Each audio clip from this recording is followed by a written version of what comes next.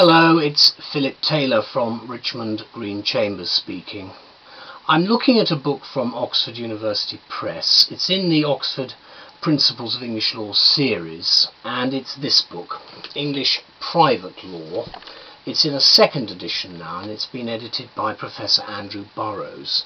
It's a heavy book, and it's about 1,500 pages. You can see from the book itself, it's got useful paragraph numbers at the sides, and at the back there's an extremely useful index. It's very much in keeping with the standard publications from OUP, and I've written a review of it with my wife Elizabeth for Flickr and all the internet sites. The title we've given it is a high quality overview of the rules and principles of English private law, because that's what you've got. It's a massive subject area. You can see from the spine some of the information that's covered, because it looks at sources and then the individual components, if you like, that make up private law.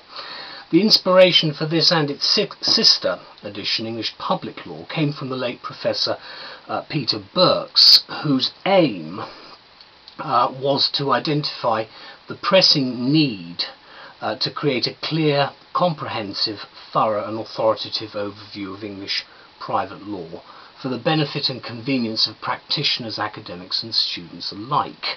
Now, Birks achieved that aim. Both of these books are dedicated to him. I remember reviewing the initial books when they came out for The Barrister, and at that time I didn't do a video review, but I certainly was impressed with the detail, the scholastic element in it, the fact that it appeals to a wider selection of readership, though you have to have some sort of level of general knowledge to look at the book and get your sort of way around it. With much of the business we have today going global, I think Birks would have agreed with the way in which the second edition by Burrows has been sort of looked at, so that foreign lawyers, I think, would find both volumes invaluable in actually constructing a deeper and more insightful understanding of how English law is today.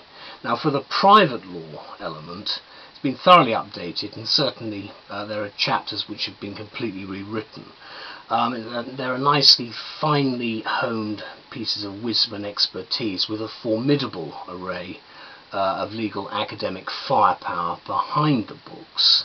20 contributors from the top universities, and obviously, as Burrows says, he addresses what Birks regarded as a pressing need within the legal fraternity, and it's effectively what I call a guide map. We call the public law element a roadmap. This is a guide map, if you like, pointing the way for one area of law to another, and enabling lawyers to maintain a sound grip on the concept and the principles that hold the law together.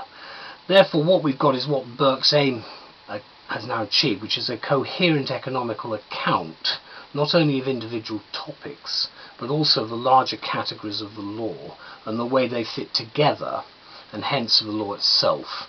And it's a companion work, as I say, to English public law. 22 chapters. It's a heavy book in all senses of the word, but I think you will find a lot of what you need as a starting off point. Obviously there are substantial individual works, but this at least gives you the overview.